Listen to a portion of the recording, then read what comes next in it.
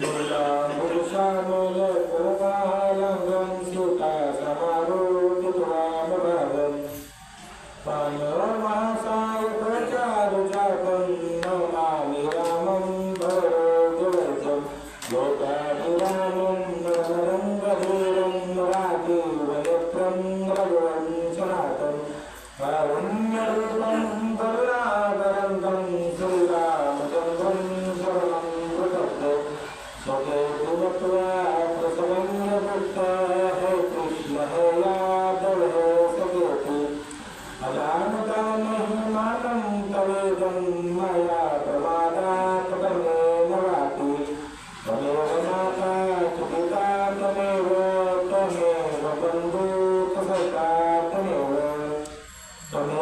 विद्या दुर्गं त्वमेव सर्वं मम देवदेव शान्ताकारं भुजगशयनं पद्मनाभं सुरेशं विश्वाधारं गगनसदृशं मेघवर्णं शिवाङ्गं लक्ष्मीकान्तं कमलनयनं योगिगुरुज्ञानगम्यं वन्दे विष्णुं भवभयहरं सर्वलोकैकनाथं कृष्णाय वासुदेवाय हरे परमात्मने प्रणताक्लेशनाशाय गोविन्दाय नमो नमः वासुदेवदेवं देवं तं प्रचामूढमर्दनं देवकी परमानन्दनं कृष्णं वन्दे जगद्गुरुं यदा यदा हि धर्मस्य ग्लानिर्भवति भारते अभ्युत्थानमधर्मस्य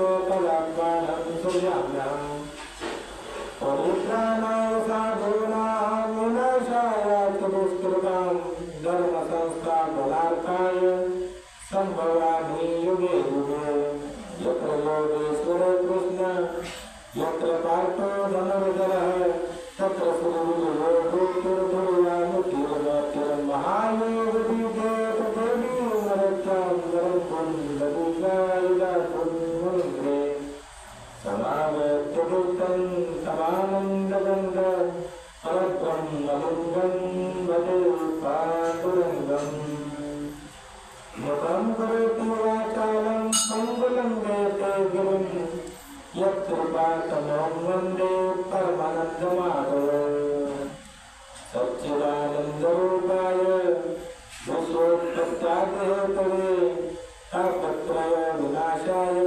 श्रीकृष्णाय वयं नमः कर्पूरगौरं करुणावतारं संसारसारं भुजगहारं सदा वसन्तं हृदयारविन्दे भवं भवानीं सहितं नमामि आत्मदानकर्तारां दातारां सर्वसम्पदां लोकाभिरामं श्रीरामं भूयो भूयो नमाम्यहम् रामाय रामभद्राय रामचन्द्राय वेदसर्वनाथाय नाथाय सीताय पते नमः मनोजवं मारुतपल्लवे पञ्चतन्द्रियं बुद्धिमताबलिष्ठं वातात्मकं वामयूपवत्यं श्रीरामभूतं शरणं प्रपद्ये अपरिपदरामं हेमशैलापतेहं तमपदप्रशानो ज्ञानिनामाग्रवन्द्यं सकलगुणनिदानं वानराणामबीजं सर्वतत्प्रियवक्तं वाक्यजातं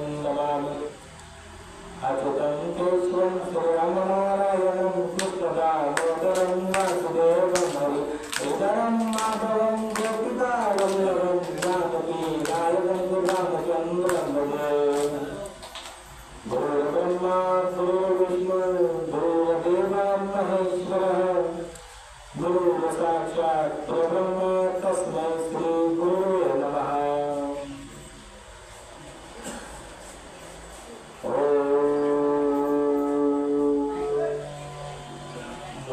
पार्वतीपदे हरे हरे महादेव की जय।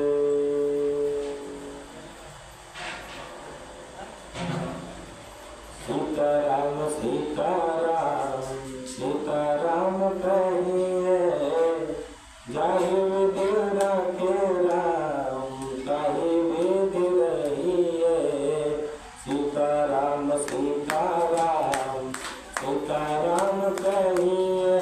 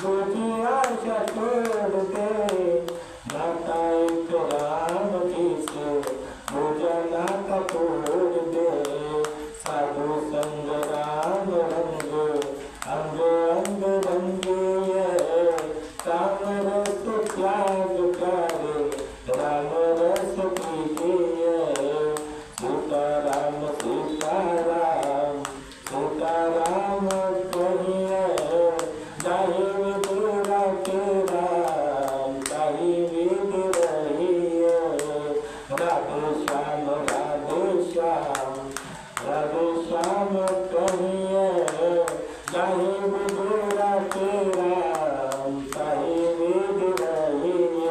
जय राम लला जय जनक नंदनी जय लक्ष्मण जय बजरंग बली। जय राम लला जय जनक नंदनी जय लक्ष्मण जय बजरंग बली। ओम हर महादेव शंभो काशी विश्वनाथ वंदे काशी विश्वनाथ वंदे काशी अमरनाथ वंदे काशी अमरनाथ वंदे काशी केदारनाथ वंदे काशी केदारनाथ वंदे काशी अमरनाथ वंदे। हर महादेव शंभो हर महादेव शंभो। हरे कृष्ण कृष्ण कृष्ण हरे हरे हरे राम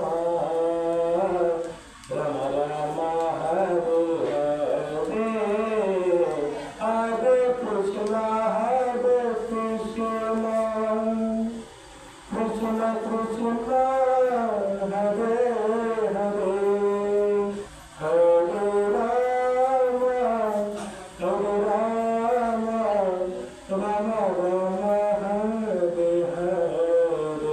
हरे हरे। हरे कृष्ण कृष्ण कृष्ण हरे हरे हरे राम राम राम हरे हरे। हरे कृष्ण कृष्ण कृष्ण हरे हरे हरे राम राम राम हरे हरे। हरे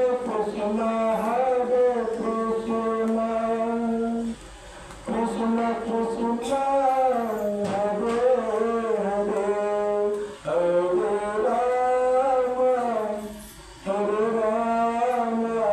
राम राम राम हरे हरे।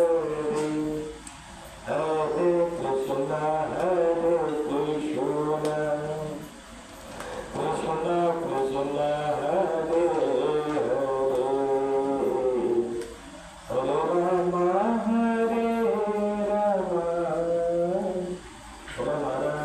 हरे हरे। तर बघा कुठलंही कार्य आपण ज्यावेळेस कार्य करतो नाही का त्यावेळेस ते शुभ होण्यासाठी जे पण आपण कार्य करतो ते कार्य प्रत्येकाला वाटतं आपलं कार्य शुभ व्हावं नाही का। आणि ते कार्य शुभ होण्यासाठी आपल्या ऋषी मंडळींनी आपल्या पूर्वजांनी एक आपल्याला मंगलाचरण हे करायला लावलेलं आहे। ते मंगलाचरण ह्यासाठी करतात की त्या कार्याची शुद्धी होती। जसं आपण मंगलाचरण केलं तुम्ही ऐकलं सर्वांनी त्याला मंगलाचरण म्हणतात। जसं आपल्या ऋषीमुनींनी काय केलं की कुठलाही ग्रंथ तुम्ही जर घेतला तर त्यात पहिले मंगलाचरण असतं नाही का। पण मग खूप कीर्तनकार बघतो खूप प्रवचनकार बघतो मंगलाचरण म्हणतच नाही। तर मंगलाचरण तुम्ही जितकं गोड म्हणाल तितकं त्या कार्याला एक प्रकारचं कसं असतं जेवणात पण आपण जर जेवढं आपण मनानं जेवण बनवू तेवढं त्याला एक प्रकारचे विशिष्ट चव येते नाही का। अशा प्रकारे आपल्या मंगलाचरण जे आहे हे सर्वात मोठं पाहिजे। मंगलाचरण हे भगवंताची स्तुती आणि भगवंताचं नाम असतं ना मंगलाचरण मध्ये। म्हणून मंगलाचरण हे सर्वात महत्वाचं कार्य आहे। कुठल्याही कार्यात माऊली म्हणतात सकळ मंगळ निधे,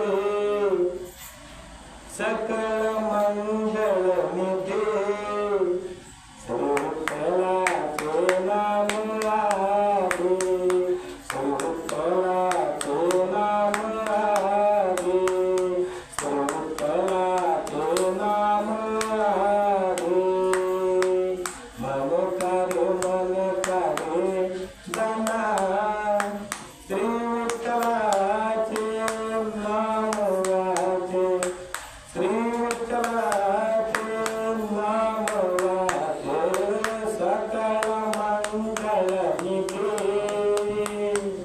सकळ मंगळ निधे, श्री विठ्ठलाचे नाम आगे, श्री विठ्ठलाचे नाम आगे, श्री विठ्ठलाचे नाम आगे, पतित पावन साधो,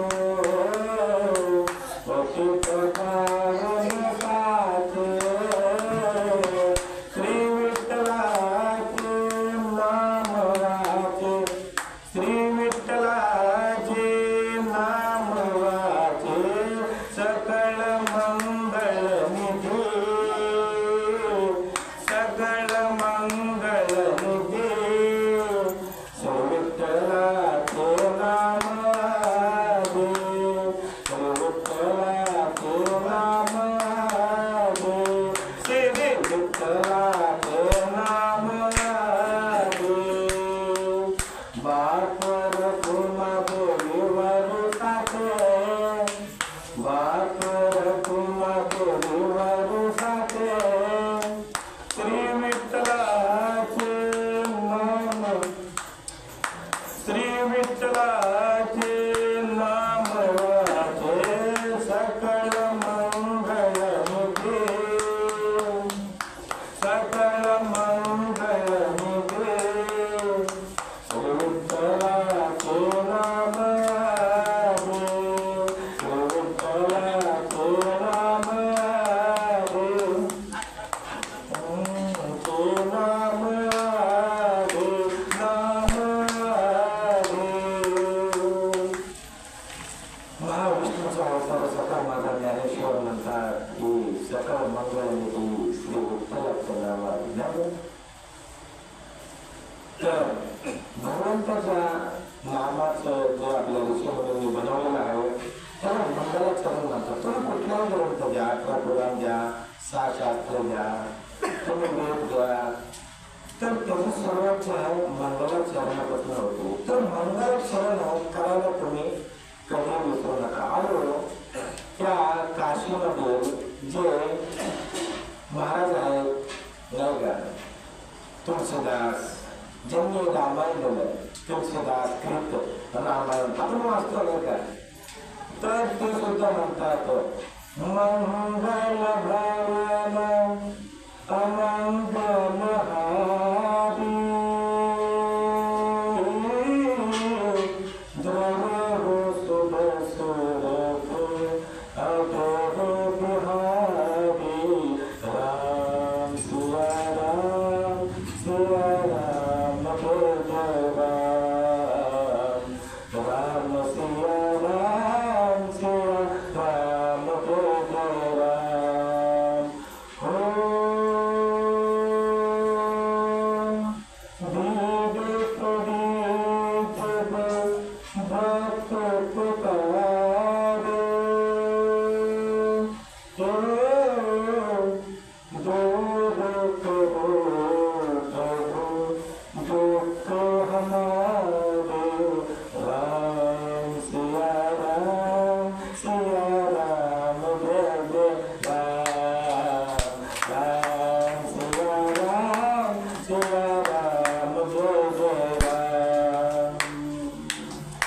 मंगल भवन मंगल हारी दशरथ आठवले मंगल मध्ये मंगल भवन, भवन म्हणजे घर, बरोबर, भवन म्हणजे घर.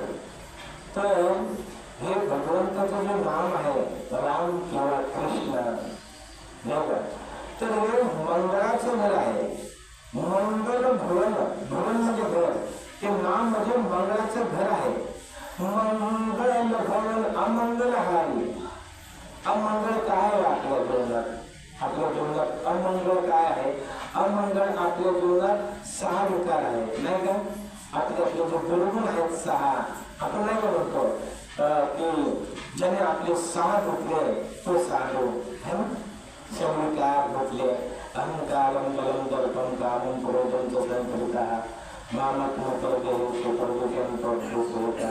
नाही का? आपण म्हणतो जे 6 विकार जे आहे आपल्यामध्ये, तो पहिला विकार जो आहे अहंकार, भगवद्गीतेच्या भगवंताच्या सांगण्यामध्ये आहे. बरं, आपण थोडं संतांना थोडं खाली ठेवू. आता भगवंत काय म्हणतात ते बरोबर आहे ना. भगवंत तर म्हणजे ते तर भगवंत म्हणजे ह्या सृष्टीचा करता धरता संतांना केवळ बनवलं, अनंत कोटी ब्रह्मांड नायक आहे. बरं, आपण म्हणतो ठीक आहे, चांगली गोष्ट आहे, देवतेचे संत देवतेचे संत निमित्त देवता तुला खरं पण आहे ते काय चुकीचं नाही आहे. परंतु सोमुखे आपण बोले विष्णू, तर हे भगवंत डायरेक्ट म्हणतोय ना भगवद्गीतेत. कशाला कोणाचा आपल्याला प्रमाण लागते? डायरेक्ट म्हणतोय अहंकारम बलम दर्पम. दर्पण म्हणजे काय? अहंकार तर तुम्हाला माहितीच आहे, हा मोठा राक्षसच आहे. बलम म्हणजे शक्तीचा गर्व, दर्पण म्हणजे गर्व.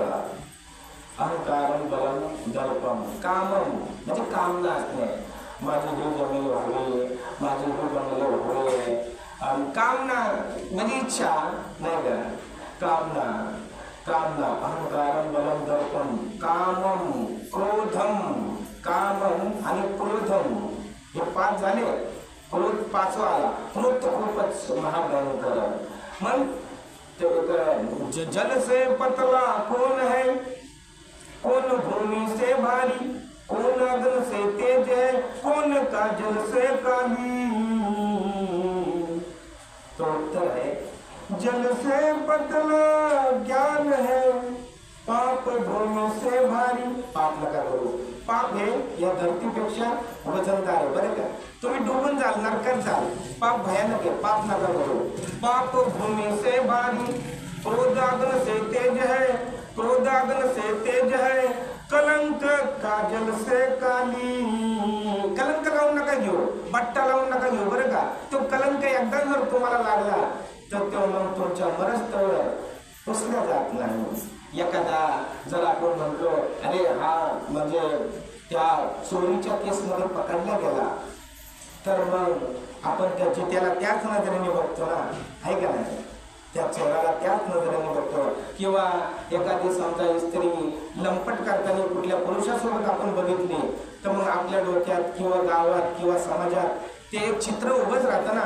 अरे त्याला म्हणतात कलंक, है ना? कलंक. जल से पतला कौन है, कौन भूमि से भारी, कौन अग्नि से तेज है, कौन काजल से काली. जल से पतला ज्ञान है, पाप भूमि से भारी, क्रोध अग्नि से तेज है, क्रोध अग्नि से तेज है, कलंक काजल से काली. रंग तो चुनरिया, रंग तो चुनरिया, श्याम पिया मोरी, रंग तो चुनरिया. गोटी म्हणती भगवंताला श्याम पिया मोरी, रंग तो चुनरिया. लाल नारंगाओ में हरी नारंगाओ. ती म्हणते या दुनियाचे रंग मला नको देवा.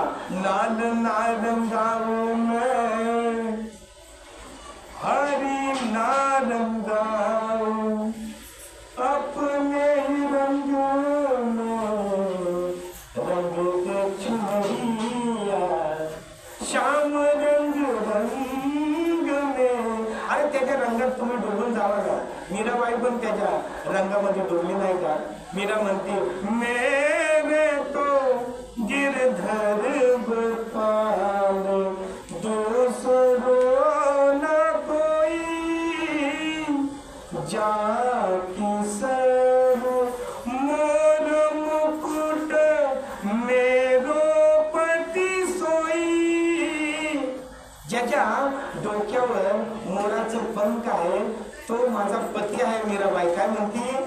तो माझा पती आहे. जा केसर मोर मुकुट मेरो पति सोई, मेरे तो गिरधर गोपाल दूसरो न कोई. लक्षात घ्या. तर अशा प्रकारे आपले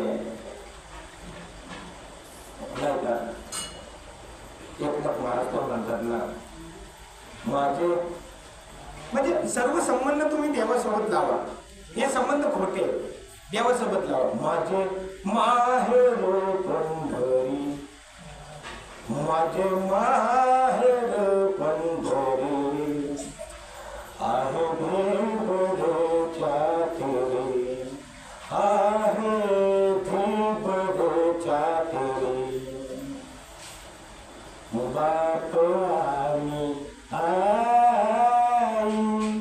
बाप आम्ही आई, माझी विठ्ठल रखुमाई, माझी विठ्ठल रखुमाई, माझी विठ्ठल रखुमाई. ओ माझे माहेर पंढरी, माझे माहेर पंढरी, आहे देवच्या तेरे, आहे देवच्या तेरे. पुंडलिक आहे बंधू, बंधू म्हणजे भाऊ.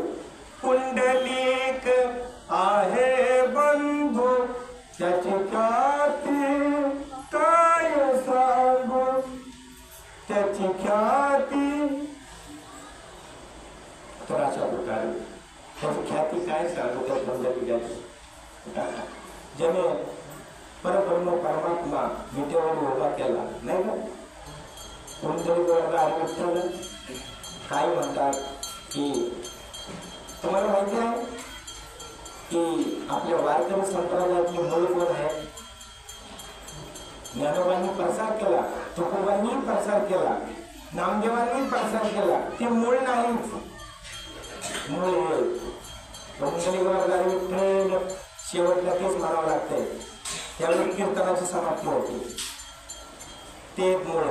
त्यांनी त्या पुंडलिकाने आई वडिलांची सेवा करून त्या परब्रह्म परमात्म्याला त्या द्वारकेतून इथं आणला.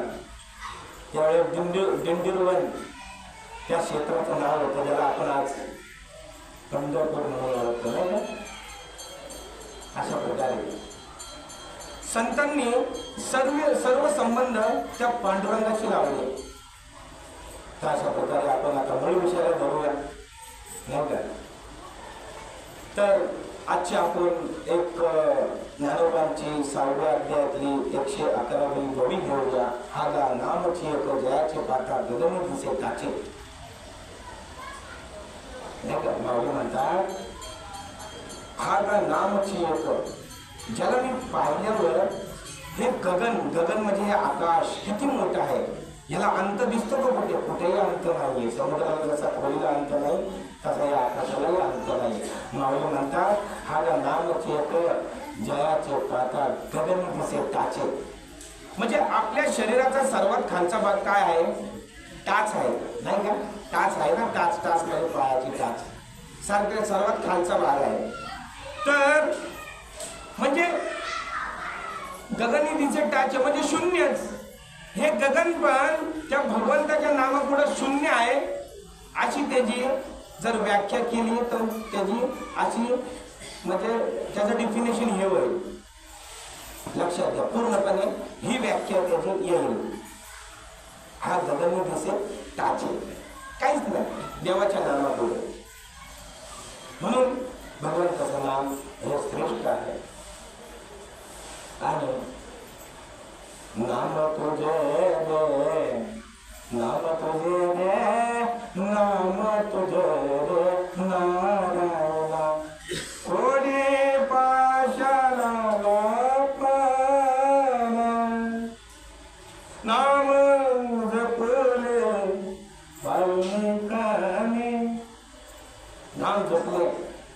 वाल्मिकानं, त्याचं नाव रत्नाकर होतं पहिले.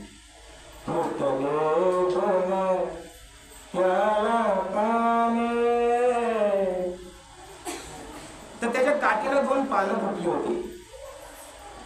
रत्नाकर हा वाल्यकोळी, ज्याला तुम्ही वाल्मिक ऋषी म्हणतात, त्याने षटकोटी रामायण लिहिले नाही त्या वाल्मिकाने.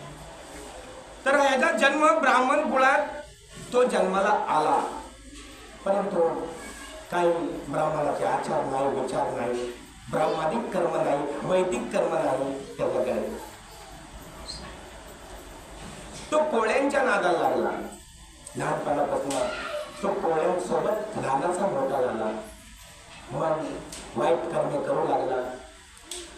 तो वाटाड्या झाला, तो वाटमाऱ्या झाला. वाटमाऱ्याचा अर्थ काय होतो तुम्हाला सांगतो.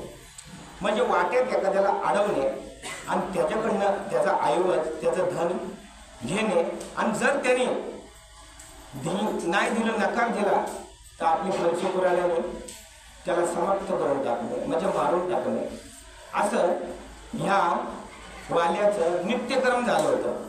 नित्यक्रम माऊली म्हणतात नित्य नियमनाने ते प्राणी दुर्लभ, परंतु तुकोबा म्हणतात की पडले वळण इंद्रिया सकळा. अशा प्रकारे त्याला इंद्रियाला वळण पडलं होतं. काय काय तंबाखू खायचं वळण लागलेलं असतं, चहा पिला तर त्याला बरं वाटतं, काय कायला सिगरेट प्यायचं वळण लागलेलं असतं, चहा पिला काय खाल्लं चालूच, काय कायला गांजाचा शोध लागलेला असतो, काय कायला दारूचा शोध लागलेला असतो. हे त्याच्या इंद्रियाला त्याने वळण पाडले. असेच वाल्याला सुद्धा वळण लागलं होतं की 2-4 माणसं लुटल्याशिवाय, मारल्याशिवाय त्याला अन्नच गोड लागत नव्हतं. म्हणून सकाळीच उठायचा आणि वाट्यावर जाऊन बसायचा. असा त्याचा नित्यक्रम चालूच होता त्या वाल्याचा, नाही का. अशा प्रकारे वाल्याचं लग्नही झालं आणि वाल्याला 2 पुत्रही झाली. आणि वाल्या एका अरण्यामध्ये एका पर्वताच्या गुहेत राहावं लागला. आणि खूप ऐश्वर्यमय. चोरांना काय हो, काय मेहनत करायची काय. एखाद्याला लुटला तर 5-6 लाख रुपये तर एकाच माणसाकडे मिळतील आजच्या हिशोबाने. त्या हिशोबाने त्याला तेवढे मिळत असतील, सोनं नाणं. मग त्याच्या बायकोच्या गळ्यामध्ये दागिन्यांनी त्याची बायको एखाद्या लक्ष्मीसारखी सजवली होती त्याने. खूप मुला बाळांना तर काय ऐश्वर्य काय सांगावं. जसे आजकालचे आमदार खासदार असतात, त्यांची मुलं आपण बघतो, अरे कसल्या भारी भारी कारमध्ये फिरतात. वा, पण काय सांगायचं, त्यांच्याही मनाला माहिती आहे की किती लोकांचे गळे कापलेले असतात, किती टेंडरांमध्ये घोळमेळ केलेले असतात, किती काय काय पास केलेलं असतं. अरे हे तुमच्या जीवनामध्ये पुढे दुःखाला कारणीभूत ठरणारच आहे. वाल्याच्या ह्या कथेवरून तुम्हाला पुढे कळेलच. तर अशा प्रकारे तुम्हाला कुठलाही अधिकार असावा, स्वच्छ काम करा. शरीरापेक्षा काही मोठं नाही माझ्या नजरेत. तुमचं शरीर नीट आहे ना, तुम्ही सुखी आहात. तुम्हाला जर शरीरामध्ये वैगुण्य आलं, दुःख आलं ना, समजायचं दुःखात आता आयुष्य आपल्याला काढायचं. कुणाची कंबर दुखे, कुणाचं पोट दुखे, कुणाचं गुडघे दुखे, कुणाचे डोळे दुखे, कुणाला काय ना काय प्रॉब्लेम आहेच की. कोण इथं पूर्ण आहे? सगळे अपूर्णच आहेत. पूर्ण तर फक्त संतच आहेत आणि तो भगवंतच आहे. त्याला जोडल्यावरच आपण पूर्ण होतो, नाही का. आपण आता अपूर्णच आहोत. किती ऐश्वर्यमय असला तरी अपूर्णच आहोत आध्यात्मिक दृष्टीने, नाही का. भौतिक दृष्टीने कितीही तुम्ही मोठे व्हा, परंतु आध्यात्मिक दृष्टीने तुम्ही मोठे झाले पाहिजे, नाही का. अशा प्रकारे वाल्या भौतिक दृष्टीने खूप मोठा झाला, आध्यात्मिक दृष्टीने इतका वेग झाला काय सांगावं तुम्हाला. पण चोरांची तब्येती पण चांगल्या असतात, कारण तमोगुणी खात असतं, तमोगुणी खातात, नाही का, पितात. त्यामुळे त्यांच्या तब्येती बळकट असतात. वाल्याचा एक दंड एवढा, वाल्या पर 80 वर्षाचा झाला, 81 वर्षाचा, तरी पण त्याचं ते नित्यकर्म त्यांनी चालून ठेवलं होतं, त्यांनी सोडलं नव्हतं. वळण लागलं होतं ना, म्हणून वाईट गोष्टीचं वळण लावून नका घेऊ. म्हणून काय करता तुम्ही, तंबाखू सुटणार नाही तुम्हाला आयुष्यभर. खरं सांगतो तुम्हाला, आत्ता तंबाखू आजपासून सगळ्यांनी सोडून टाका. आत्ता संकल्प करा. मी हा बाप आहे. तुकोबा म्हणतात एक तुकोबांचा आनंद आहे. मला आता किती वर्षांनी तो पाठ केला होता, आता मला आठवतो का नाही, पण चुकला तर तुम्ही मला क्षमा करा. तरी चुकायचा नाही भगवंताच्या कृपेने. तर तुकोबा म्हणतात की लांब लांब काय जटा वाढून पावडे घेऊन क्रोधे चाले, खायला व्हायचा शिवाय दे जनाला, आयशा तापाशाला लोट द्यायचा. सेवी भांग आपू तंबाखू उदंड. सेवी भांग, नीट लक्षात घ्या, तुमची तंबाखू आलेली आहे. तुम्ही म्हणता बाबा तुकाराम महाराजांनी तंबाखूच्या विषयी काय बोललेलं आहे, पण तुकाराम महाराजांनी तंबाखूवर पण पोट ठेवले, लक्षात ठेवा. म्हणजे जे पण तंबाखू खातात त्यांनी तुकोबांचं अभंग म्हणायचं नाही. तुम्हाला काय अधिकार नाही तुकोबांचा अभंग म्हणायचा. पहिले त्यांच्या आचरणात तुम्ही दाखवा. मी नाही खात तंबाखू, बिडी, भांग, त्यामुळे मी त्यांचा म्हणू शकतो. म्हणून जे कोणी तंबाखू खाते, सिगरेट पिते, बिडी पिते, त्यांना काही अधिकार नाही तुकोबांचे वाक्य म्हणायचे, ज्ञानोबांचे वाक्य म्हणायचे. शुद्ध बीजापोटी प्रयत्नाचा गोमटी. उगाच तुम्ही परमार्थाला खेळ नका समजू. हा तुम्ही खाताय ना, खावा, तुकोबाचं वाक्य म्हणायचं नाही, आवश्यक नाही म्हणायचं. कारण तुकोबा इथे काय म्हणतात, सेवी सेवी भांग आपू तंबाखू उदंड. उदंड म्हणजे खूप. सेवी भांग आपू तंबाखू उदंड परी तो भ्रांती माझी अपंग. भ्रांती काय ते? भ्रांत होणे, लक्षात घ्या, म्हणजे भंग होणे, नशामध्ये विलीन होणे, डुबणे नशामध्ये, असं तुकोबा म्हणत आहे, नाही का? सेवी भांग आपू तंबाखू उदंड परी तो भ्रांती माझी अखंड. तुका म्हणे ऐसा सर्वस्व बुडाला, त्याशी अंतर्यात बांधलं. सांगा तुम्ही मला, आज कीर्तनकार, प्रवचनकार, कुणी असू द्या, मी का असा, मी जर तुम्हाला चुकलेलं दिसलं तर माझ्यासाठी तर ते खेदाचे बाब, माझ्या जीव देण्याचेच बाब होईल.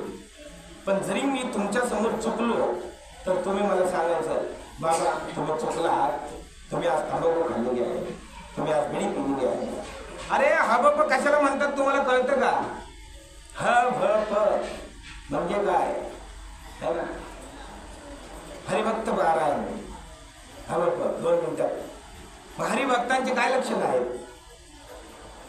तंबाखू खाणे लक्षण आहेत? बिलकुल नाही. हरिभक्त तुम्ही झालाच कसं काय? माळ घातलीच कसं काय? तुमची अजून तंबाखू सुटली नाही. हे सोडल्यानंतर ना माळ घाला. एखाद्या गुरुकडे तुम्ही आता, बाबा मला कंठी घाला. मग गुरु बघतो तुमच्यात काय काय दुर्गुण आहेत, ते दुर्गुण अजून गेले का नाही, मग तो त्याच्या मागं लागतो. हे सोड बाबा, तू दारू सोड, मग तुला कंठी देईल. त्याची तू तंबाखू पण सोड तर तुला कंठी देईल ना. तंबाखू पण एक व्यसनच झालं. म्हणून तर तुकाराम महाराजांनी तिथं तंबाखूचं वर्णन केलं. कारण लोकांनी त्यावेळेस पण तंबाखू खात असते ना लोक, म्हणून ती तंबाखू सुटावी त्यासाठी ऐशी कळवण्याची जाते तरी लागावी करते. बरं, आपण मुद्द्यावर येऊ. अशा प्रकारे कधी कधी मी पण असा ट्रॅक बदलतो, तो इतका लांब ट्रॅक जातो, इतका लांब ट्रॅक जातो. मग लक्षात येतं, अरे थांबवायला लागेल आता आपल्याला, डिस्ट्रॅक्ट होऊ नये म्हणून त्या ट्रॅकवर परत पहिले यावं लागतं. आता परत आलो तर मग अशा प्रकारे तो जो वाल्मिक ऋषी होता, हा वाल्या कोळी होता, खूप पाप करायचा. त्याच्या बायकोला त्याने इतकी मडवली होती ना, काय सांगू शकाल. सगळीकडे सोनच सोनं, एखादी लक्ष्मीच बसले इतकं ती सोन्याने मडवली होती. अशा प्रकारे 7 रांजणं त्यांनी म्हणजे दगड टाकायचा 7 रांजणं ठेवली होती. आणि समजा आज किती मारले? 4 माणसं मारली. 1 2 3 4 दगडी त्या छोटी छोटी खडी टाकायचा. बरं, आज किती तुमचा व्यवसाय झाला? 4000 झाला बाबा आज माझा शेतीचा व्यवसाय, दुधाचा व्यवसाय. तसा त्याचा एक हिसाब होता, किती आज माणसं मारली. अनंत माणसं मारली होती त्या वाल्याने. विचार बरा, अनंत माणसं मारणारा माणूस पण ऋषी मुनी होऊ शकतो, एवढं सामर्थ्य या नामात आहे. हा गा नामाची एक जयाचे पाता गगन दिसे टाचे. हा गा नामच येतं जयाचे बाटा गेलं निघून एकटाचे. अशा प्रकारे एकदा काय झालं की नारद मुनी आणि काही ऋषी मुनी त्या वाटेवरून जात होते आणि डायरेक्ट त्यांना वाले आडवाला, होय सोंगड्यांनो भटक्यांनो कुठे चाललाय? अरे अरे अरे काय ही जी वाट आहे ती माझी, या वाल्याची या वाटेवरून जाताना माझा कर द्यावा लागतो, तुम्हाला माहित नाही का? वाटाड्यांनो भटक्यांनो साधूला भटके वाल्याचे पहिलेच होते. आता पण तसं आहे. आता तो एक जण आला मला बोलून गेला. अशा प्रकारचे पहिले पण वाले होते ना, आता पण वाले आहेतच की. तर अशा प्रकारे तो म्हणला बाबा चला जे काय तुमच्याकडे ऐवज आहे आणि जे काय धन आहे ते इथं टाका, नाही तर मुर्दाच पाडतो आता एका एकाचा. अरे अरे वाले ऐकून तर घे, काय ऐकायचं तुमचं? पहिले इथं टाका जे काय आहे ते, माझा कर चुकता करा. हे बघ वाल्या नारद मुनी पुढे सरसावला आणि बोलला, हे बघ ऐक मी काय म्हणतो ते, आणि मग तुला खुशाल आम्हाला मारायचं ना, मारून टाक, आम्ही मारायला सुद्धा तयार आहे. मग वाले म्हणला बोला काय चला. आणि बाकीचे ऋषी मुनी हळूहळू कन्नी कापली, त्यांनी पळून गेले, म्हणजे हळूहळू ते गेले. मग तिथं नारद मुनी एकटेच राहिले होते. नारद मुनी म्हणाले, वाल्या तुझे पाप केले ना, अरे किती पाप केले, कोण पाप केले? अरे तुला नरक यातना भोगावं लागणार आहे यमाच्या दरबारात, लक्षात ठेव. तुला महापाप केलेला आहे आणि ह्या यातना तुला भोगावंच लागणार आहे. बरं तू ज्यांच्यासाठी पाप केलं ते तुझ्या पापाचे वाटेकरी होतील का रे? हा का नाही होणार? माझी बायको सोन्यासारखी आहे, माझी मुलं सोन्यासारखी आहे, मी त्यांना जीव माझ्यापेक्षा त्यांना मी त्यांना त्यांच्यावर प्रेम केलेलं आहे, एवढं स्वतःपेक्षाही त्यांच्यावर जास्त प्रेम केलेलं आहे. आणि आजपर्यंत त्यांना कुठल्याही गोष्टीचे मी कमी वाचू दिलेलं नाही. माझी बायको जर बघितली तर लक्ष्मी दिसते, सोन्याने मडून ठेवलेली नाही केलं मी. आणि माझी मुलं राजबिंड दिसतात, त्यांना सर्व फॅसिलिटी झाली. जसे आज आमदार खासदारांचे आपण बायका बघतो, मुलं बघतो, तसंच वाल्यामध्ये त्यावेळेचा खूप मोठा डाकूच्या घरी काय कमी असतं. अशा प्रकारे नारद मुनीचा आणि वाल्याचा संवाद चाललेला आहे. ते म्हणाले, हे बघ वाल्या, तुझी बायका मुलं तुझ्यावर प्रेम करतात, ते फक्त तुझ्या धनावर आणि तू काय जे काय त्यांना देतो त्यामुळे ते तुझी मर्जी ठेवतात.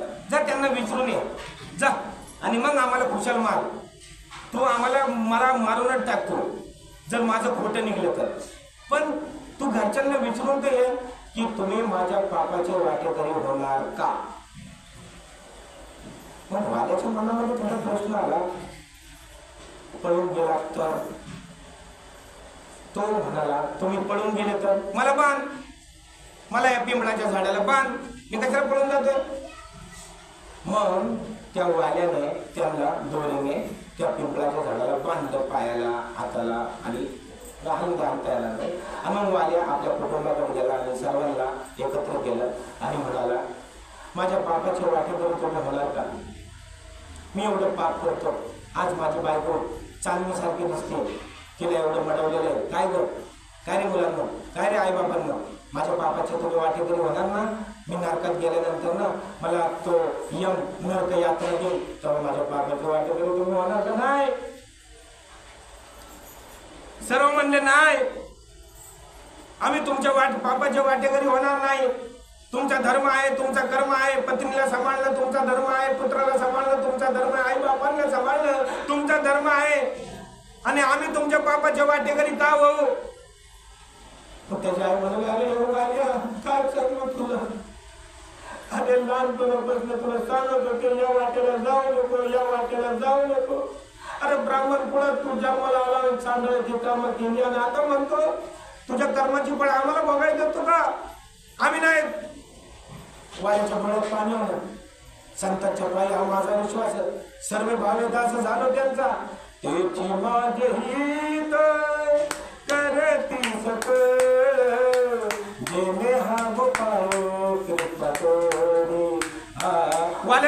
आलं माझंही संतच करणार आहे.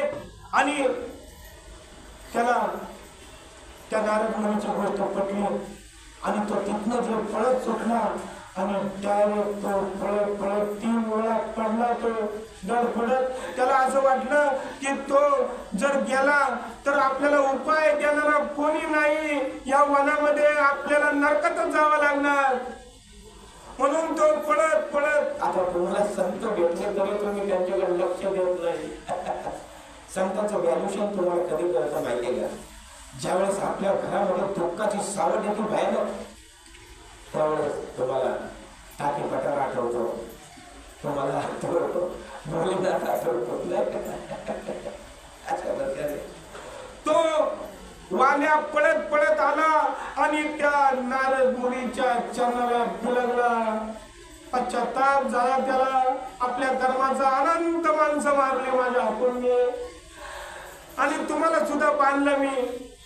मला तुम्ही या पापातनं मुक्त होण्याचा मार्ग दाखवा, मार्ग दाखवा. रडू लागला आणि आपल्या डोळ्यातनं जे अश्रुधारा त्याला मार्ग होत्या ते त्या नारद मुनीच्या चरणावर पडत होते आणि त्याचा अभिषेक होत होता. नारद मुनी म्हणले, अरे बाबा मला पहिले सोड.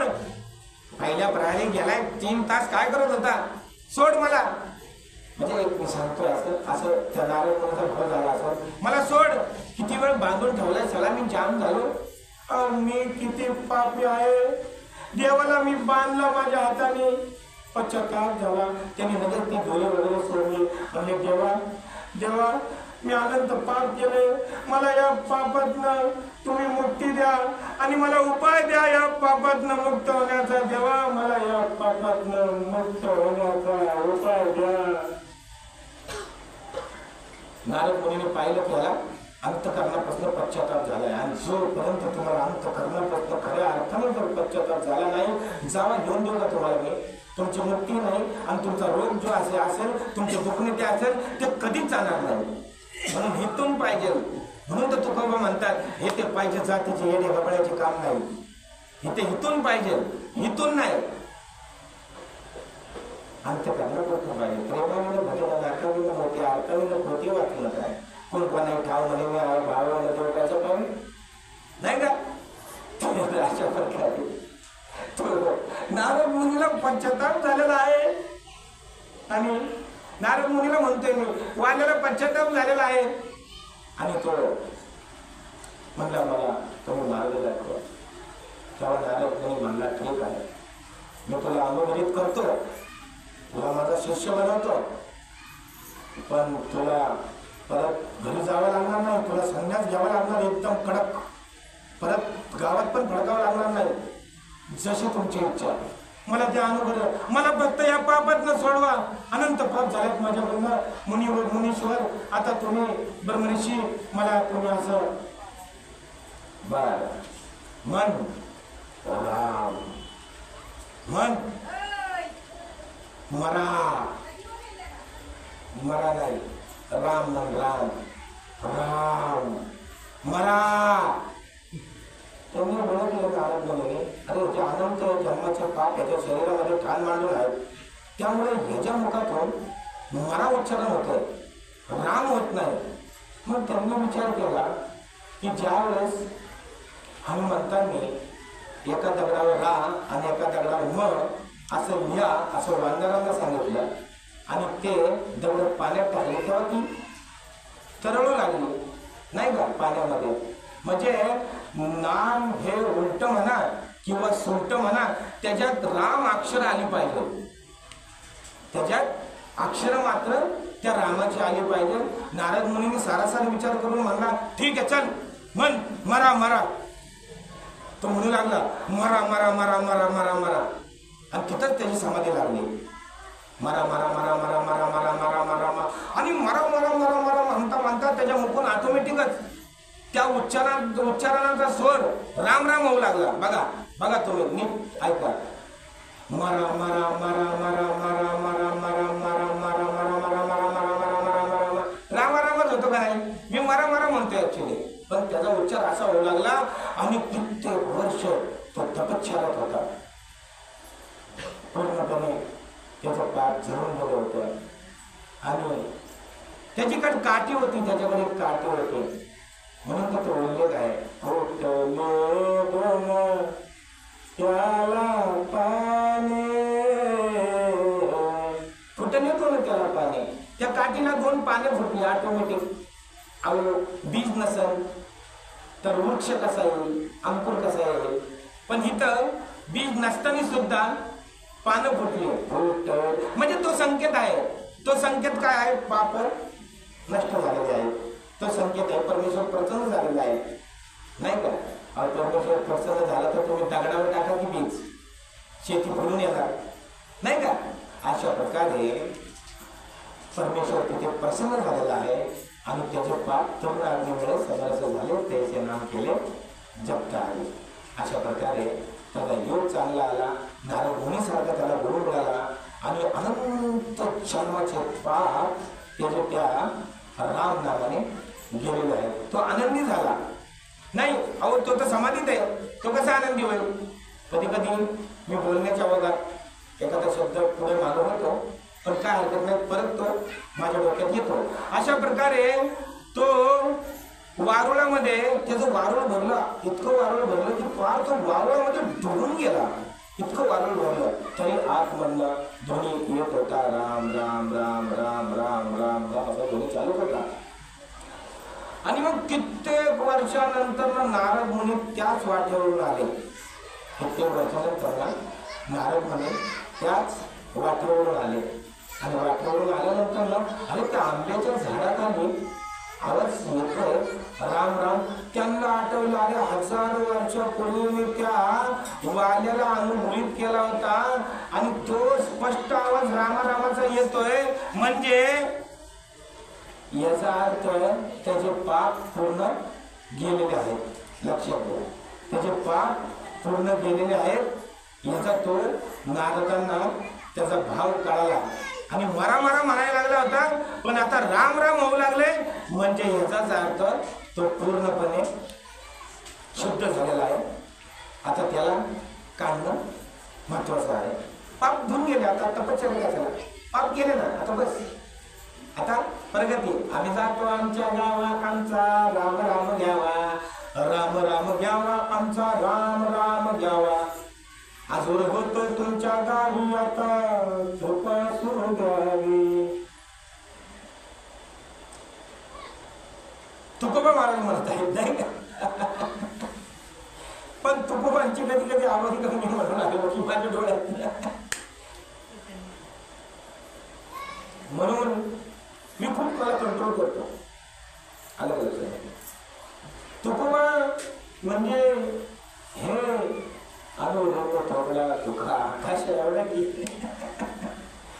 अशी गोष्ट. तर अशा प्रकारे त्याचे पाप तर गेलेले आहे. आणि नंतर नारद मुनी आल्यानंतर ना त्यांनी ते वारुळ सगळं काढलेलं आहे आणि त्याला बाहेर काढला, तरी ते शुद्धीवर नाही.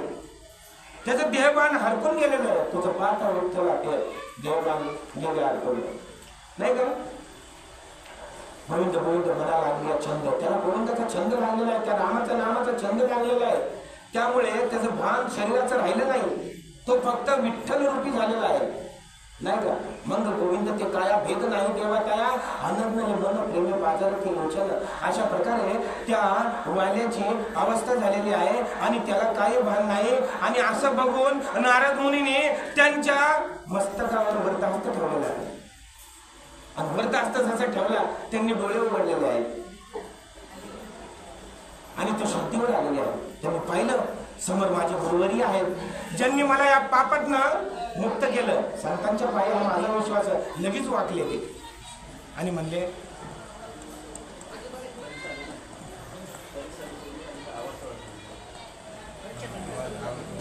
हॅलो हॅलो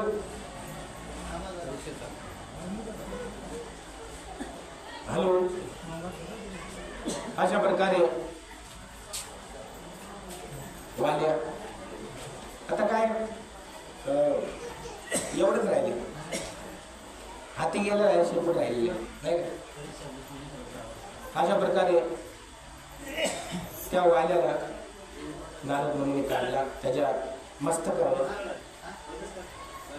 मस्तकावर मस्तकावर त्याच्या मस्तकावर काय हरकत नाही. ओरिजिनल ते ओरिजिनल. तुकोबांच्या काळात माईक नव्हते, साऊंड नव्हते, पण तुकोबांची वाणी इतकी लांब लचक होती की हजारो माणसांच्या पण जायची कानी. ही आहे परमेश्वराची शक्ती. आणि ज्यावेळेस परमेश्वर तुमच्यातनं कार्य करू लागतो त्यावेळेस फुटले दोन, अहो बीज पण नसलं तरी त्याला पानं फुटतात. लक्षात घ्या. ज्यावेळेस भगवंत कार्य करू लागतो तेव्हा मुर्दा सुद्धा उठू शकतो. मुखम करोती वाचालम पंगुलंग येते गिरीम यत्कृपा तमोम वंदे परमानंद माधव. मुखम करोती वाचालम, जो मुका आहे त्याला वाचाळ करू शकतो भगवंत. पंगू, जो पांगळा आहे, पंगू लंग येते गिरीम, गिरी डोंगर, त्याला तो लांगतो. यत कृपा तमोम वंदे, भगवंता तुमच्या कृपेने हे सगळं होतं, तुम्हाला मी वंदन करतो, असा त्याचा अर्थ होतो. मुखम करोती वाचालम पंगुलंग येते गिरीम यत कृपा तमोम वंदे परमानंद माधव. आणि त्याची कृपा कोणामुळे होती? संतांमुळे. संतांच्या पायी हा माझा विश्वास आहे. सर्व भावे दास झालो त्यांचा, त्याची माझे हित करते सकळ. ज्याने हा गोपाळ कृपा करी. गोपाळाने त्या नारदावर कृपा कधी केली? ज्यावेळेस नारद मुनीचा संग लागला, नाही का? अहो अनंत जन्माचं पाप संतांच्या साधुबोध झाला त्याला, म्हणून तो नुरुनिया ठेला. लक्षात घ्या. साधुबोध झाला ना त्याला, म्हणून तो नुरुनिया ठेला. म्हणून आता काय सांगावं, आपली बडाई मारू नये. हे आमचे काळू जे माजी सरपंच आहेत त्यांचा एक मित्र आहे. आता त्या मित्राचं नाव मला माहीत नाही. तर ते एक दिवस आले, मी सत्संग थोडा त्यांना असा केला, पर्सनली असं बोललो त्यांच्याशी. आणि माझ्या मुखात ऑटोमॅटिकच काय भगवंताची प्रेरणा आहे काय माहिती, दारूचाच विषय निघाला. आणि तो अट्टल म्हणजे प्यायचा म्हणतात, ते म्हणतात बाबा. आणि त्यांच्या मम्मीने फोन केला, 3 दिवस झाले तो काय प्यायणार आहे. काय बात आहे, काय जादू केली. साधुबोध झाला, तो नुरुनिया ठेला. अशा प्रकारे त्याला बोध झाला आणि त्यांनी तो घेतला, पण घेणारा पाहिजे आहे ना. तर नारद मुनीने त्या वाल्याला त्या वारुळातनं काढलेला आहे, त्याच्या डोक्यावर हस्त ठेवलेला आहे आणि तोही म्हणजे शुद्धीवर आलेला आहे. आणि त्यांनी पाया पडलेले आहेत, गुरुवर्य तुमच्यामुळे माझे पाप गेली अनंत जन्माची. माझी एक इच्छा आहे. काय इच्छा आहे? नारद मुनी म्हणाले, मला त्या परमात्म्याचं चरित्र लिहायचंय माझ्या हातून. हो का? वा. नारद मुनी इतके प्रसन्न झाले. अरे काय मागितलं तू? खरंच हृदय माझं तुम्ही आज पागळून टाकलं. काय मागावं देवाला? देव प्रसन्न झाला, गुरु प्रसन्न झाला, काय मागावं? लोक म्हणतात, हेची दान दे का देवा, माझा सोन्याचा बंगला व्हावा. आपण लोक म्हणणार, हेची दान दे का देवा, माझा मुलगा डॉक्टर व्हावा. हेची दान दे का देवा, पुढच्या वर्षी JCP घरात यावा. हे आपले दान आहे ना. पण संतांचे दान काय आहेत? तुकोबा काय म्हणतात? हेची दान दे का देवा, है ना, तुझा विसर न व्हावा. गुण गाईल आवडी, हेची माझी सर्व जोडी. न लगे मुक्ती आणि संपदा, संत संग देई सदा. गुण गाईल आवडी, हेची माझी सर्व जोडी. तुका म्हणे गर्भवासी, सुखे घालावे आम्हासी. गुण गाईल आवडी, हेची माझी सर्व जोडी. अशा प्रकारे त्यांनी भगवंताचं चरित्र माझ्या हातून व्हावं हा आशीर्वाद मागितला. नारद मुनीने सांगितलं की विष्णू पुढे त्या दशरथाच्या पोटी जन्म घेणार आहे आणि त्या विष्णूचं जसं तू चरित्र लिहिशील तसाच तो वर्तन करणार आहे या पृथ्वी तलावर. आणि मग एवढं बोलून ते आपल्या स्वस्थानी गेले आणि मग हा वाल्याचा वाल्मिक ऋषी झाला आणि तो रामायण लिहू लागला आणि त्यांनी शतकोटी रामायण लिहिलं. किती?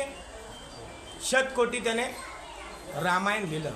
आणि मग रामायण लिहिल्यानंतर ना सर्व देवता, चानर, नागदेवता, अप्सरा, इंद्रदेवता, चंद्रदेवता, सूर्यदेवता, ब्रह्मदेवता, शिवगण सगळे म्हणू लागले आमचं रामायण, आमचं रामायण.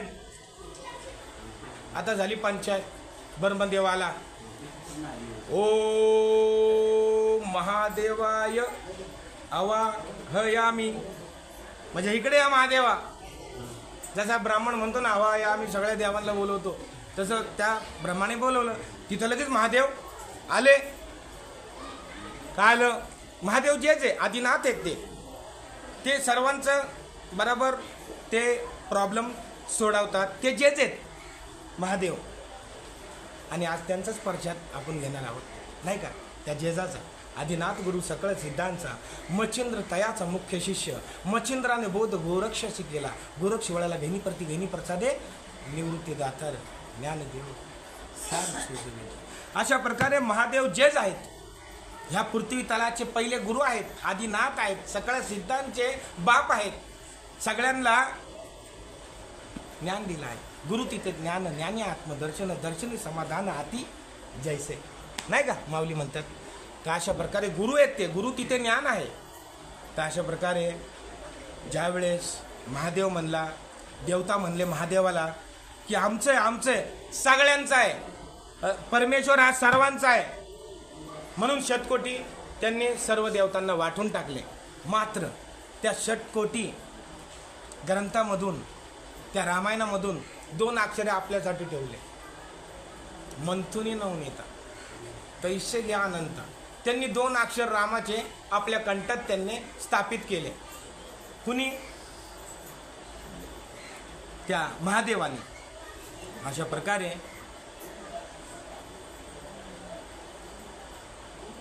प्रकारे ज्या वेळेस समुद्र मंथन झालं, 14 रत्न निघाली आणि त्यामध्ये शेवट हलाल विष निघालं. सर्व देवतांना पंचायत पडली. अरे बापरे, हलाल विष निघाले, बाजूला बाजूला, देव दानव सगळे बाजूला झाले. आता सृष्टीचा नाश होणार असं सर्वांना वाटू लागलं. मग महादेव पुढे गेले. महादेव पुढे गेलेले आहेत. महादेव दयाळू आहेत, कृपाळू आहेत. म्हणून त्यांचं एक भजन मला मनुष्य वाटू लागलेलं आहे. ओम नमः शिवाय, ओम नमः शिवाय, हर हर बोले नमः शिवाय, ओम नमः शिवाय, ओम नमः शिवाय, हर हर बोले नमः शिवाय. रामेश्वरा शिव रामेश्वराय, हर हर बोले नमः शिवाय.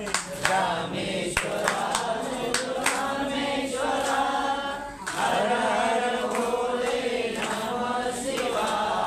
रामेश्वरा शिव रामेश्वराय, हर हर बोले नमः शिवाय. रामेश्वरा शिव रामेश्वरा, हर हर बोले नमः शिवाय. ओम नमः शिवाय, ओम नमः शिवाय, हर हर बोले नमः शिवाय. नमः शिवाय, ओम नमः शिवाय, हर हर बोले नमः शिवाय. सोमेश्वरा शिव सोमेश्वराय, हर हर बोले नमः शिवाय. सोमेश्वरा शिव सोमेश्वरा, हर हर बोले नमः शिवाय. सोमेश्वरा शिव सोमेश्वराय, हर हर बोले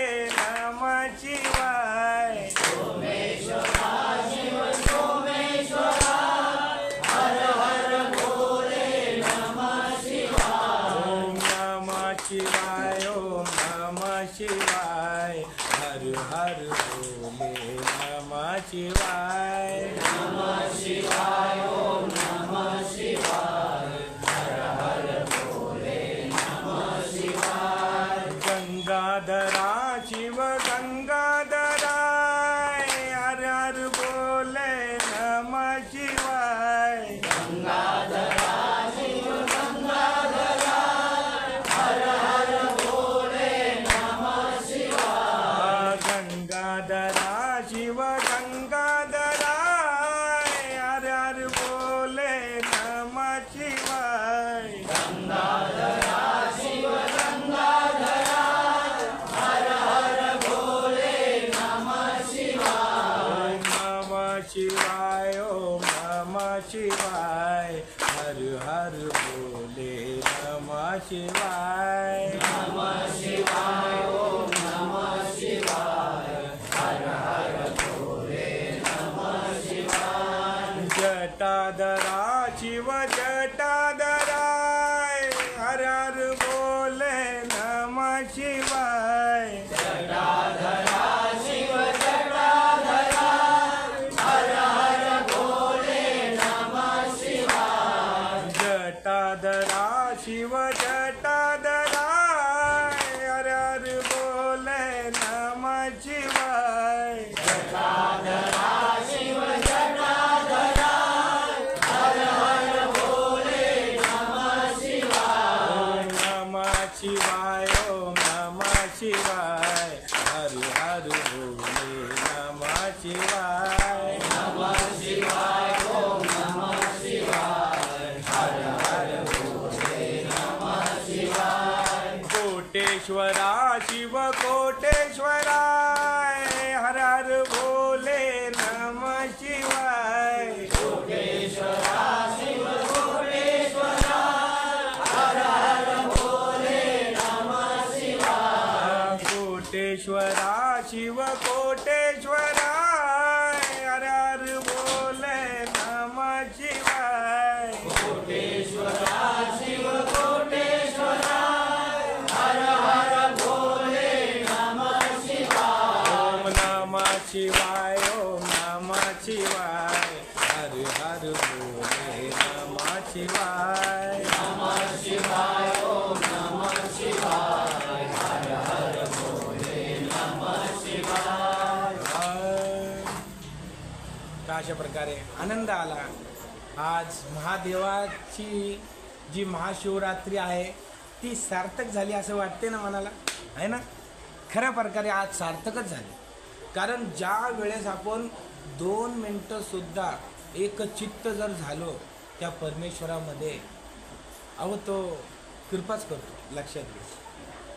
पण काय भौतिकतेमध्ये आपले विषय खूप असे विस्तारलेले असतात. त्यामुळे मूळ विषयावर आपलं जे मेडिटेशन आहे, जे ध्यान आहे ते होत नाही. म्हणून सत्संगामध्ये परमेश्वराचे ध्यान होते आणि त्यामुळे आपला पापाचा क्षय होतो, लक्षात घ्या. अशा प्रकारे आपण पापातनं मुक्त होतो. आणि मग ते शतकोटी जे त्यांनी रामायण लिहिले होते ते सर्व देवता तर भांडले. आणि मग ते 14 रत्न निघले. आणि मग महादेव पुढे आले. महादेव पुढे आल्यानंतर ना हलाल विष निघालेला आहे. महादेवाने ते पूर्ण विष प्राशन केलेलं आहे. हेतू फक्त ऐसी कळवळ्याची जाती करी लाभाविन प्रीती. हेतू फक्त एवढाच की माझी सृष्टी विषमय होऊ नये आणि सृष्टी पूर्णपणे नष्ट होऊ नये, हा महादेवाचा हेतू. म्हणून महादेवाने ते विष प्राशन केलं. सर्व देव पळून गेले ते विष पाहून. दानव पण पळून गेले. अहो ब्रह्म पण थांबला नाही. पण महादेव मात्र खरंच महादेव तो महादेव भोळा शंकरच आहे, नाही का. अशा प्रकारे त्या महादेवाने विष प्राशन केलं. विषाने त्याचा गुण दाखविला. महादेवाच्या शरीराला 10 वाहू लागला. तो 10 इतका वाढला. महादेवाला काय सुसेनाचे झाले, काय करावे. मग महादेवाने, जसं वैज्ञानिक पण आपण जर बघितलं विज्ञानामध्ये की सांगतात की सर्पाची जी कातडी असते ती थंड असते.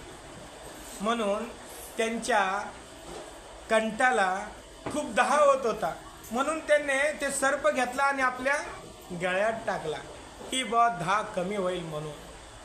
परंतु दाह कुठला कमी होतोय? अहो, या संसाराच्या गोष्टींनी दाह, तुमचे रोग, तुमचं दुखणं कमी होणार नाही, हा संकेत आहे.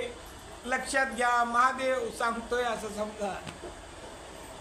आणि मग महादेवाने त्याचाही उपयोग नाही झाला, म्हणून गंगेला आपल्या जटामध्ये धारण केली.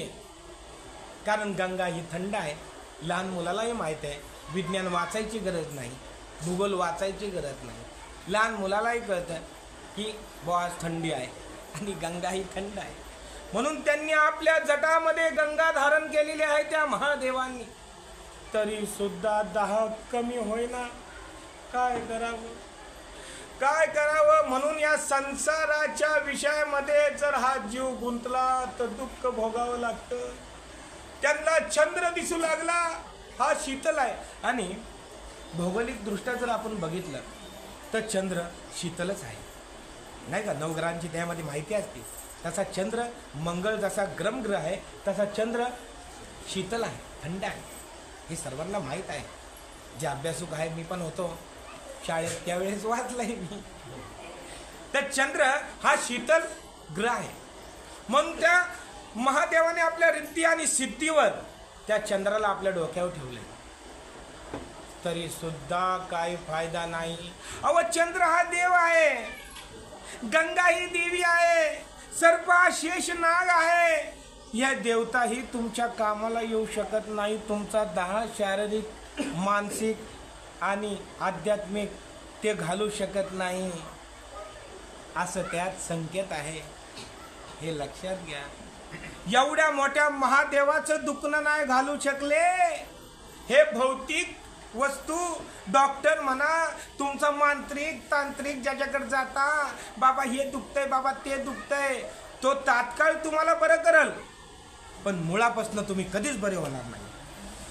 क्षणभंगूर बरं वाटेल, पण ते शाश्वती बरी त्याची होणार नाही, शाश्वत नाही होणार तो. म्हणून शाश्वत बरं होण्यासाठी आणि सर्व संसाराचा ताप जाण्यासाठी सच्चिदानंद रूप आहे. विश्व उत्पत्त्यादी हेतवे तापत्रय. तापत्रय 3 ताप आहेत, आदिभौतिक, आध्यात्मिक आणि आदिदैविक. तापत्रय विनाशाय, त्या तापत्राचा विनाश करणारं सच्चिदानंद रूप आहे. हे सच्चिदानंद रूप आहे आणि मी त्याला नमन करतो, असा त्याचा अर्थ होतो. मग महादेवाला कुठल्याच, अहो सिद्धीला पिसे कोणत आहे पुसे नेले राज यांचे पाणी काय, एकनाथ महाराज म्हणतात. यांनी ओळखलेलं आहे हे जादू टोण्यात काय नाही, रिद्धीन विद्येत काय नाही, ते आपल्याला त्रास आहे. महादेवाकडे अष्टसिद्ध्या पाणी भरतात, म्हणून तर त्यांनी ते चंद्र आणला, ती गंगा डोक्यात ठेवली, सर्प आणला, हे सिद्धीवर तर आणलं ना, तरी सुद्धा दाह कमी नाही झाला. शेवट त्यांना आठवलं, अरे शत कोटी रामायणामधून आपण राम नाम काढून घेतले होते आणि ते आपल्या कंठात स्थापित आहेत. जसं मुर्गाकडे कस्तुरी असतो बेंबीमध्ये, त्याचा श्वास येतो आणि मुर्ग शोधत असतं, कुठं आहे कस्तुरी, नाही म्हणजे श्वास कुठनं येतोय, झाडात फिरतं, ह्याच्यात जातं, त्याच्यात जातं. आपण म्हणतो अरे मुर्ग का पळतो, अरे मुर्ग ते सुगंध येतोय त्याला म्हणून पळतो तो तसा येण्यासारखा. कुठे शोधशी रामेश्वर अन कुठे शोधशी काशी, हृदयातील भगवंत राहिला, हृदयातून उपाशी. अशाच प्रकारे आपण देवाला शोधतो, या तीर्थात त्या तीर्थात, पण परमेश्वर तुमच्या अंतःकरणात आहे, नाही का? वासाशी जीर्णानि यथा व्याय नवा निगर्णांती नरोपराणी तथा शरीरानि विहाय जीर्णानि नन्यानि सय्याती नवानि देही. जसा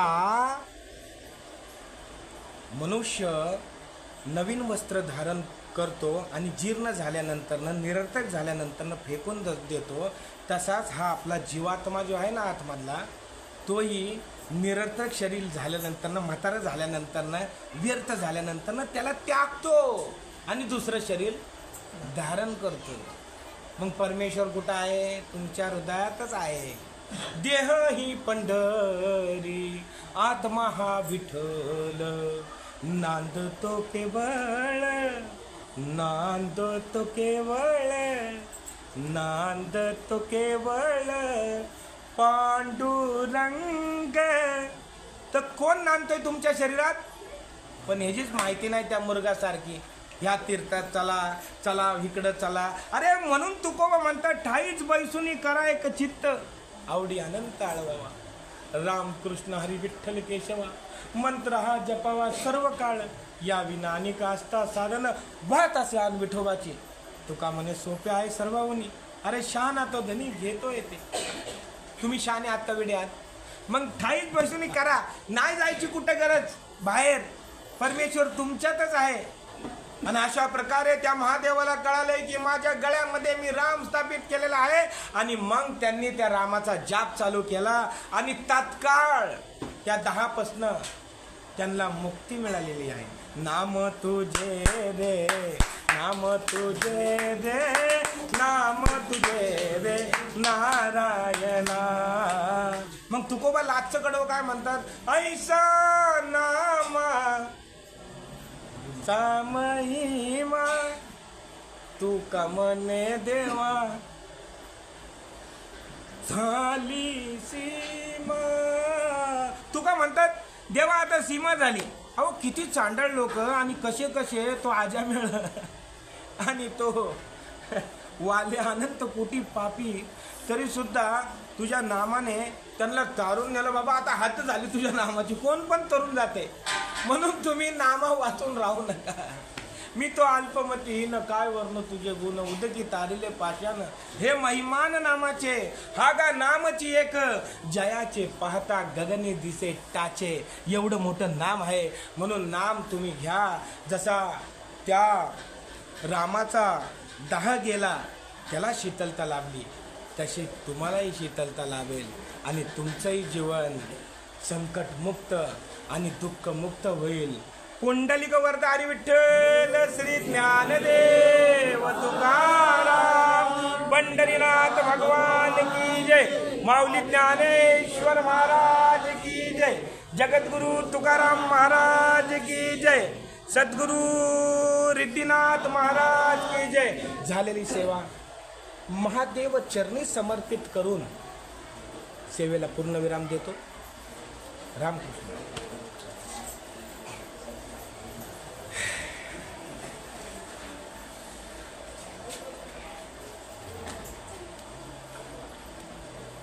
सर्वांना आदेश.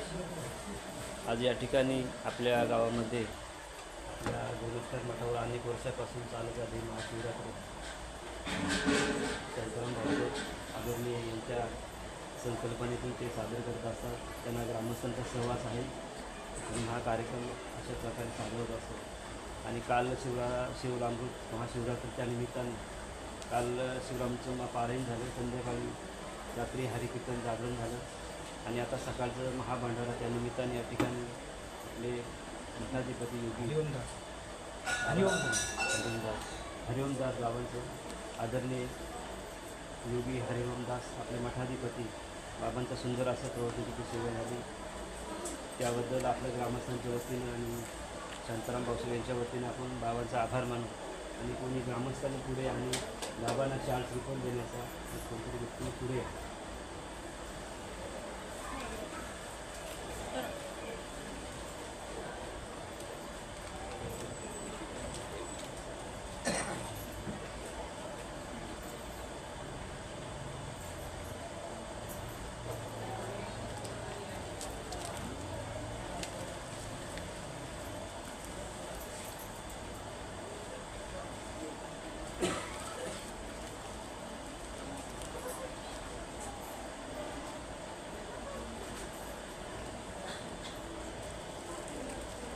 कुंडली विठ्ठल श्री ज्ञानदेव तुकाराम, पंढरीनाथ भगवान की जय, माऊली ज्ञानेश्वर महाराज. हर हर थोडं 2 मिनटं सूचना उठून अगोदर त्याच्यानंतर आरती होईल आणि आरती झाल्यानंतर महाप्रसाद बाहेर तयार होईल. त्या अगोदर थोडं 2 मिनटं सूचना आहे.